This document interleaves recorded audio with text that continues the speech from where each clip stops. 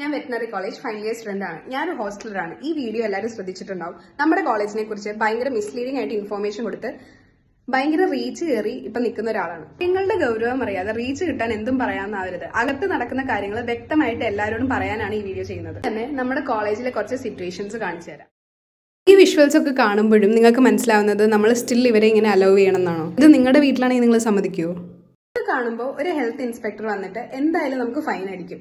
കുറെ തവണ അങ്ങനെ വലിയ എമൗണ്ട് ഫൈൻ അടച്ചാണ് നമ്മൾ നിന്നത്. ശേഷം പ്രശ്നങ്ങൾ കയറി സുപ്രീം കോടതി ഓർഡർ ഇട്ടു. കോളേജിലെ പിള്ളേരോ ഒന്നും സുപ്രീം കോടതിനേക്കാൾ വലിയത് ഒരു റൂൾസും ബ്രേക്ക് ചെയ്ത് ഒന്നും ചെയ്യാൻ പറ്റത്തില്ല. വേണ്ടി കുറെ വീഡിയോസ് ഇടുന്നവരുടെ ഒന്ന് ശ്രദ്ധിക്കണം. നമ്മുടെ കോളേജിൽ ഫുഡ് പോയിന്റ്സ് തീരുമാനിക്കുന്നത് സ്റ്റുഡൻസ് അല്ല, ഡീനും അല്ല. തീരുമാനിക്കേണ്ടത് കോർപ്പറേഷനും മുനിസിപ്പാലിറ്റിയും ഒക്കെയാണ്. ഇവിടെ നമുക്ക് IP വാർഡ് ഉണ്ട്. അവിടെ കുറെ അഡോപ്ഷൻസ് നമ്മൾ ചെയ്തിട്ടുണ്ട്. അതുപോലെ തന്നെ കുറെ ആനിമൽസിനെ ട്രീറ്റ് ചെയ്ത് സുഖപ്പെടുത്തിയിട്ടുണ്ട്. ഇതൊന്നും ആരും കാണില്ല. ഒരു മോർ ഡീറ്റെയിൽ വീഡിയോ എന്തായാലും ഇടുന്നതായിരിക്കും. എല്ലാവരുടെയും അഭിപ്രായങ്ങൾ പറഞ്ഞു.